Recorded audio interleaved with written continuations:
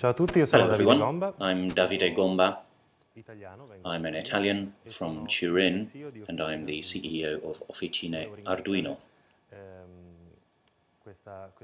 I'd like to thank you for giving me this opportunity to tell you the story of Arduino, of makers, and what is currently happening in this new type of economy. Officine Arduino is based in Italy, in Turin. Looking back in time, we had a choice.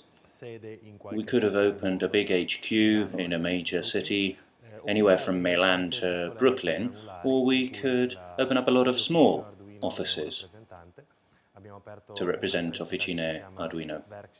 We set up Werkstatt Arduino in Malmö, Sweden, and more recently we opened Arduino Bangalore in India. These were the 5 people who set up Arduino in 2005. The Arduino team: Massimo Banzi, David Quartieles, Tom Igo, Gianluca Martino and David Mellis. They were in Ivrea, a small town near Turin. The Interaction Design Institute of Ivrea was based there. Giorgio Olivero set up this infogram that shows how they came up with a new concept of design. And here we see the very first Arduino, developed at some point around that period, and this was for students who didn't normally deal with technology, such as designers. Very often they just throw away used boards. So this is a more durable board, and it was left in Creative Commons by definition. Arduino has changed. Now the Arduino is this board. If Arduino had been considered as a startup, this would have been its business model, and this was the way that we looked at it for a time. There's a community at the center. There are 200,000 users at present. The Arduino team on the left, and they are producing boards up to 1 million, and then there's distribution worldwide. Users can give feedback through the Arduino website to the Arduino team so that boards can be improved. And the reason why it's left in Creative Commons is that users can produce derivatives which can then be marketed. There are over 200 Arduino-based boards now on the market. So an Arduino is basically a piece of hardware, but it is also a programming environment, and it also constitutes a community, people working together to try to solve the problems of a community. These are all Arduino boards, a wide variety. As you see, top left is a board that's been developed for making interactive clothes. If you look at the design, the electronic design of a board, there's a basic design and then a whole series of boards that are based on Arduino that are not original Arduinos. They can't use that name, but they are all contributing to improvements of the product. Since they are derivatives of the product and under Creative Commons, the best ideas of our competitors can then feed back into what we do, and that creates a virtuous cycle. Here you can see a graph that Make magazine developed, showing how Arduino had developed, the evolution of Arduino, the different chips and boards that have been left in open source. And I think the important thing here is not so much the technology, what chips we use, what users we have. I think the important thing is that we've put a lot of hard work into making technology simple, making prototypes simple, and making codes easily understandable. I'd like to introduce you to super awesome Sylvia. So, a long way from the stereotype of an electronic prototype of a few years ago. She provides online tutorials and good practice. Sometimes her dad helps, but it's a very clear message. You've got a 12 or 13-year-old girl who is quite happy using this board. So design students and art school students are major users, and they've developed all sorts of interesting artistic applications, such as this ball. It's a real ball, it's not a photomontage, it's a ball that floats around the town. I think it's in London, and it records sounds and then reproduces them, so that has a kind of sensorial impact on people around it.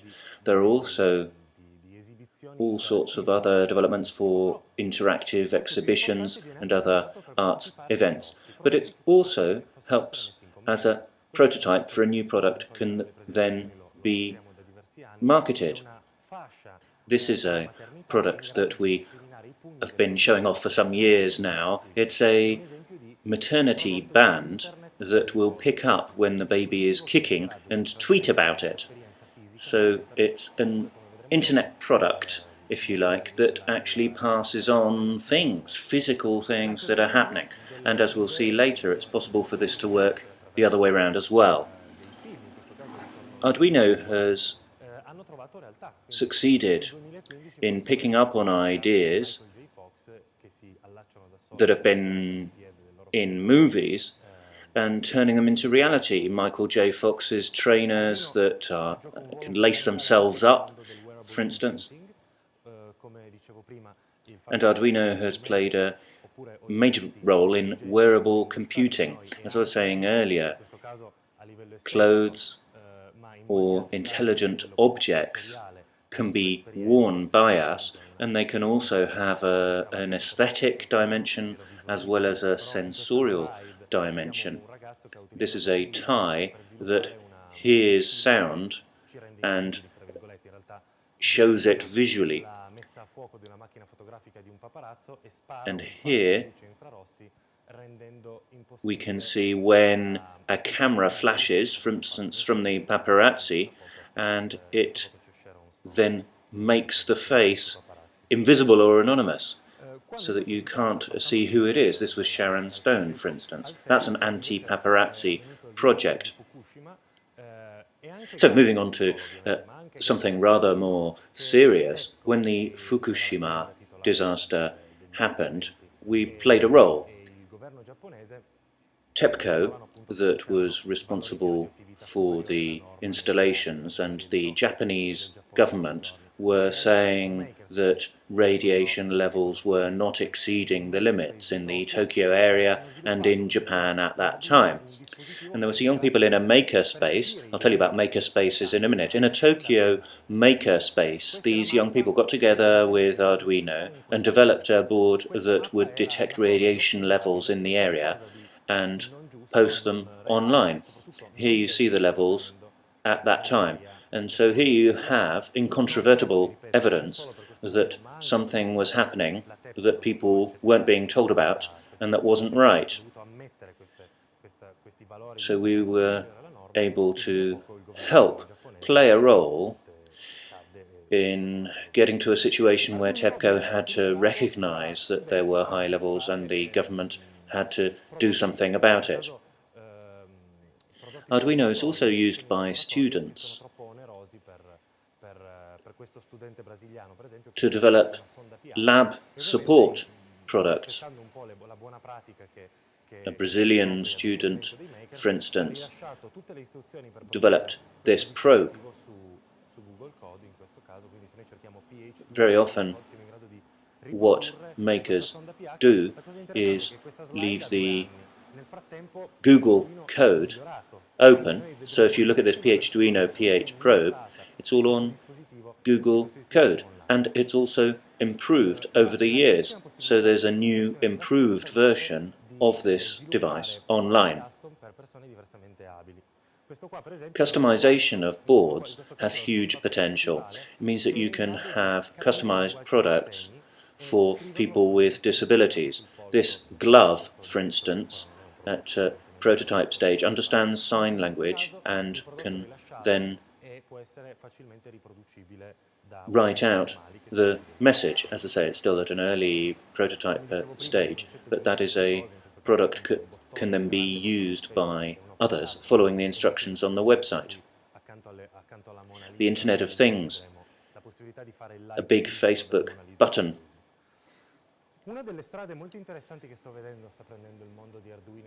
I'm sure we're not far off the day when you go to see the Mona Lisa in the Louvre and press a like button, which is a physical button. Open source software. One of the interesting areas we're going into now is electrical engineering, where there's a major use of microcontrollers, which is something that Arduino has been very active in producing. And in this area, there's still a very close dependence on very expensive products. Here, for instance, we have a Kickstarter, a crowdfunding project, which didn't work out. We have a PLC here, the kind of computer used in an open source factory. They were asking for $100,000 to produce it, and they didn't achieve their aim. So it didn't go into production. But what this sends us is a very clear signal as to how the world of makers is changing and exploring new avenues. For a long time now we've seen Arduino being used to prolong the life of things, to combat the built-in obsolescence of products. For instance, diesel engines, maybe 20 years, but here we've been able to prolong the life of things thanks to Arduino boards. The same is true of open source 3D printers. For 5 years now, this 3D printer has existed with an Arduino board inside it. It wasn't taken seriously for a long time. It was only used for very small objects used as toys. But I think it's interesting to note that NASA sent out a clear signal a year ago,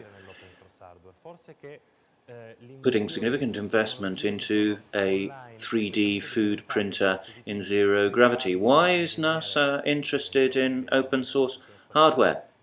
Why is it looking into technology which is already available online that engineers can look into and compare? Technology used in space stations and so on. What are they looking into saving there? I think there's food for thought there. 3D printing actually started in the 1980s, the decade that I was born, but we didn't hear a lot about it for a long time until in the decade of the 2000s. And then suddenly we heard about a lot of 3D printers. And I think this means that we can say, and I quote Angelo Raffaele Meo, 25 years in terms of a patent is nowadays too much. If you go back to the 19th century, at that time 25 years was a reasonable period to allow producers to recoup their investment. But today that's hampering innovation.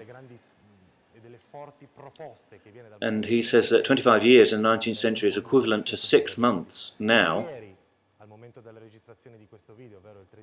And one of the main proposals from the makers movement is to revisit the concept of a patent. So we're making the video on the 13th of June 2014, and yesterday we got the news that Tesla from California, makes electric motors, is releasing its open source design. There, the idea that you register a patent and then there's all sorts of lawsuits. We saw the Apple-Samsung case, and there are so many others. You see so much litigation over patents. There's a loss of money and a cost for ideas and innovation too. Only time will tell whether the CEO of Tesla has made the right decision or not. But if you look at open source ecology, the 40 industrial machines that were most common in the field of industrial agriculture. If you look at opensourceecology.com, you can see how far they've moved towards developing an open source tractor, for instance, or bread maker. So how far can this go? What's the ethical dimension of this too? Will the world of open source hardware start playing a role in our personal lives? There was this talk that was given in Berlin recently and picked up by Google. If you go to Boing Boing and look for Civil War, you'll see a transcript of Cory Doctorow's speech in which he talks about the extent to which we actually own the things that we buy. The laptop that I'm using now, or the smartphone that I'll use in a few hours to make a call, they're both objects that I've bought. But design went into them, there's firmware in them. Is that mine, or does that belong to the producer? If you stop there, then we have this question as to the firmware of the operating system. Does that really belong to me or not? That's not so interesting. But Cory Doctorow takes this a step further. He says, well, what about my heart bypass? If I don't own the firmware in that, what happens? What happens if surgery advances to the point where we can have bionic limbs that use electronic devices to communicate? We then go into an ethical dimension of ownership of our own bodies. At that point, we will be having a frequent conversation about these issues. And in his talk, he says, let's have that discussion now, because there are two very different policies that are being developed as these issues go forward. There's the closed approach,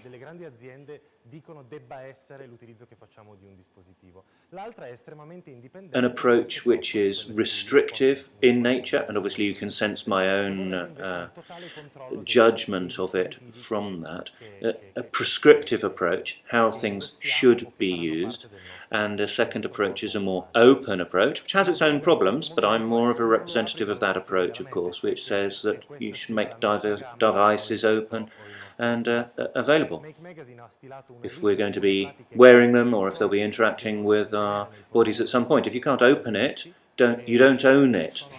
And that can apply to your leg or your laptop. Make Magazine came up with this Bill of Rights for makers when producing objects. Some of them are quite naive, so naive that they're not respected. For instance, using standard connectors. If you want to open up a power strip or a power supply, very often a standard screwdriver as available in the shops can't be used because it's using special screws. So they're saying use standard screws, electronic equipment that can be easily repaired. That's not respected too because of the built-in obsolescence that I referred to earlier. But still, a lot of people like this list and try to use it. Instructables are hubs for connectivity with good production criteria, instructions for making wonderful cakes, but instructions for carrying out almost any kind of project with Arduino too. So knowledge is being spread on the internet, and what we're seeing happening right now is that it's spreading quicker than ever. For instance, a degree course online. This is the homepage with a list of courses that anyone can take for free from Khan Academy. And it's not the only one. There are a whole series of websites offering online training. Now, I know that I'm standing in an imposing and renowned university. And it may be strange to say this, but university-based learning can be reproduced. I'm not going to comment on quality because I haven't done a course here or in Khan Academy, so I can't compare. But I can say that something can be reproduced online, and obviously you have access to far more people online. The US job market has seen this as an interesting development, and now badges or qualifications earned online are now being valued on the US job market. You can also have crowdfunding for such ideas. I gave you an unsuccessful example of BLC Arduino, but there are other examples of crowdfunding that have really taken off and hit the newspapers. A whole series of Kickstarter projects. This is one of the best known ones, but there's a whole series such as Indiegogo. There are others in Italy, Germany and other countries where you see crowdfunding platforms being used, and this is totally unlike what a designer used to have to do, the steps people had to go through to get their idea into production. You don't need that major stakeholder to produce your idea now. You go to your future customers and you're up and running. And crowdfunding can also help for pre-purchase of products. So it's really taken off and created this connection between producers and consumers in a new way, a way that hadn't been seen in previous years. There are also websites that will allow you to turn digital objects into physical objects. Shapeways, for instance, can help you use even materials such as silver or bronze to produce objects that thus far have only had a digital reality. With a 3D printer, for instance, you can produce objects that you can have on your table. This is a small, manageable example of a quiet revolution that's been happening in recent years. The Economist has called it the Third Industrial Revolution. Desktop prototyping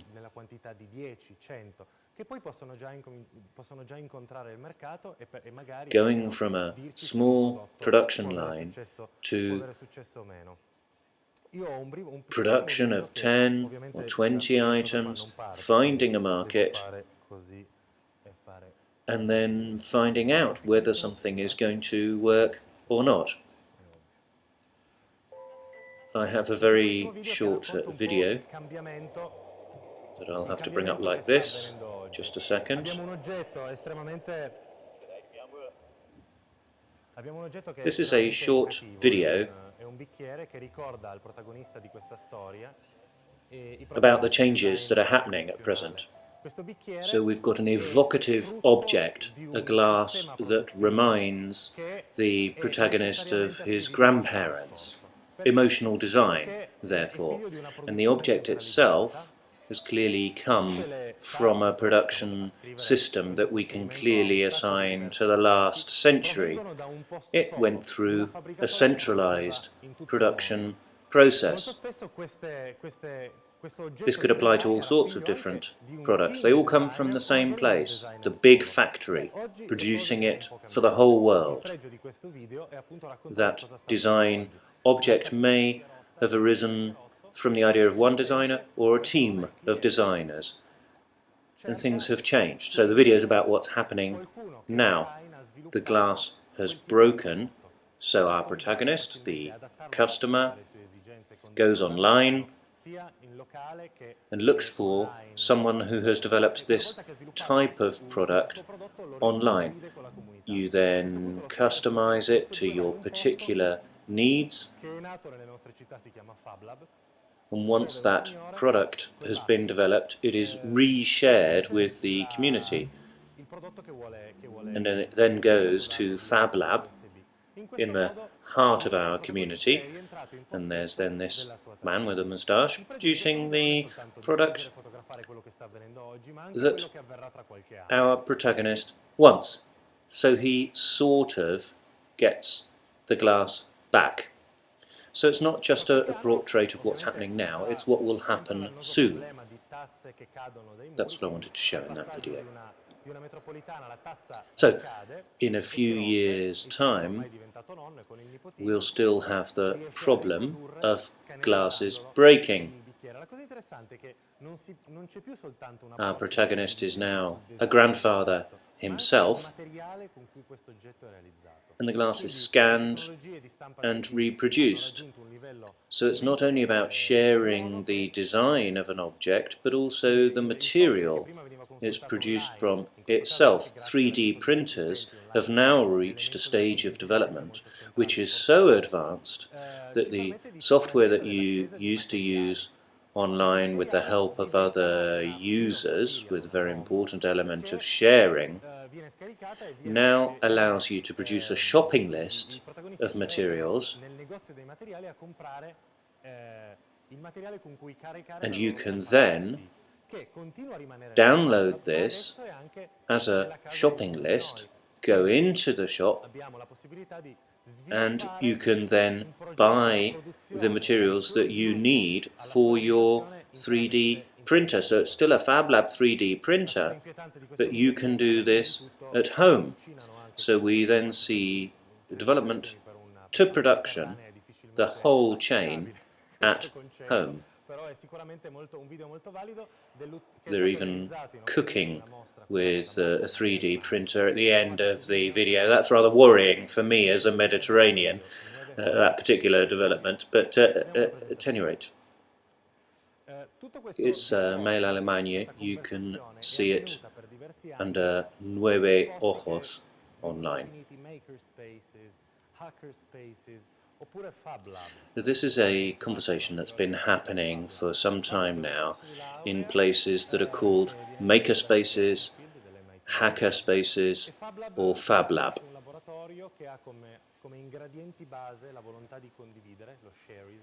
Fab Lab is a degree course given by Neil Gershenfeld, and it refers to a laboratory where the main aim is sharism, as you can see on this slide. So the principle of sharing, parametric modeling programs, electronic prototyping systems such as Arduino or others, and there are cities such as Barcelona where they're imagining a Fab Lab for every district. There are already 4. The Fab 10 International Conference of Fab Labs will be happening in Barcelona in July, and they want to have one in each district of the city.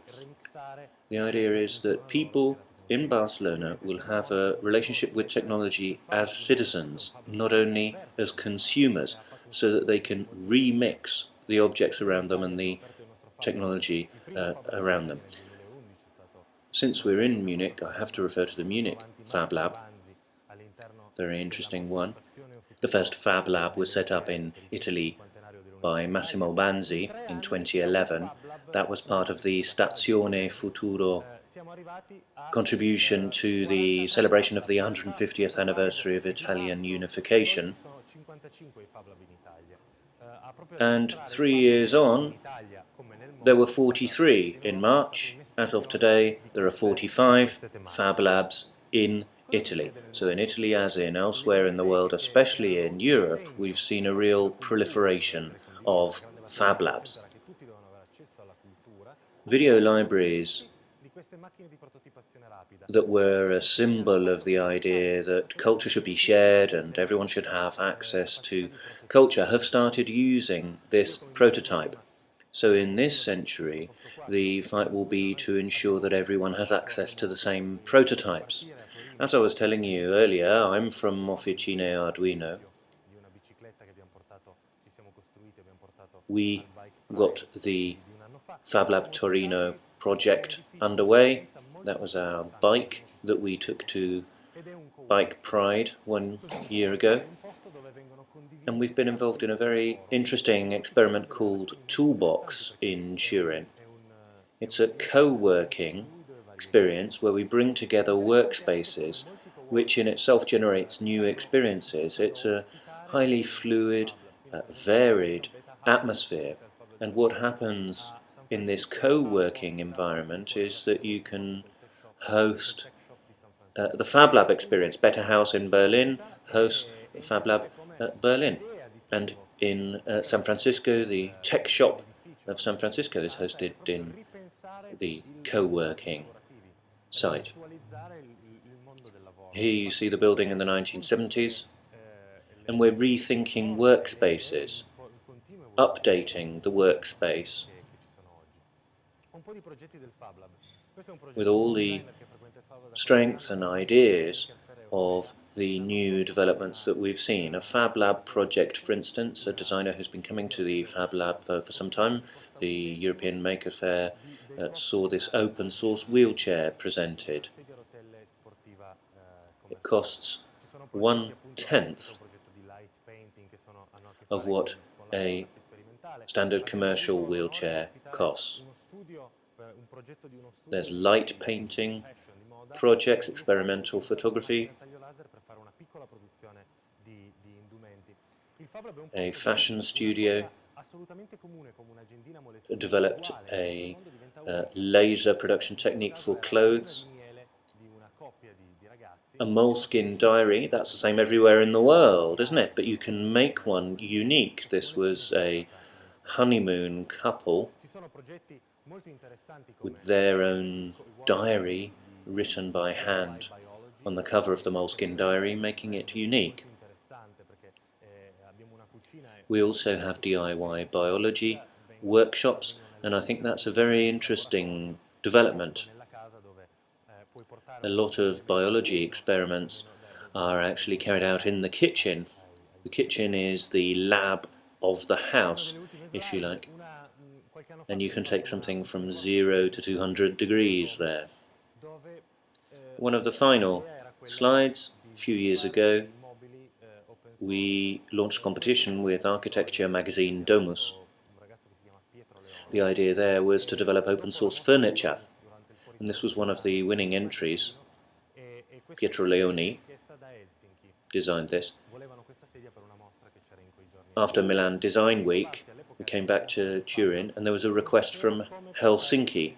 They wanted to put this in an exhibition in Helsinki. Enrico Bassi, the coordinator of Fab Lab at that time, didn't know what to do. It had been produced for Milan, and then he had this great idea. Instead of sending the chair to Helsinki, he sent the files for the chair to Helsinki, and then in Helsinki the maker used the files to make the armchair, so we invented teleporting. We teleported an armchair from Turin to Helsinki. The Maker Fair is an event that we organise in conjunction with various bodies in Rome and elsewhere. The next edition will be in October 2014. It will be a European Maker Fair, and I hope that anyone watching this video will want to go, because it's a celebration of the talents and abilities of people on this continent and their ability to develop wonderful projects. Get excited and make things. Thanks very much for your attention.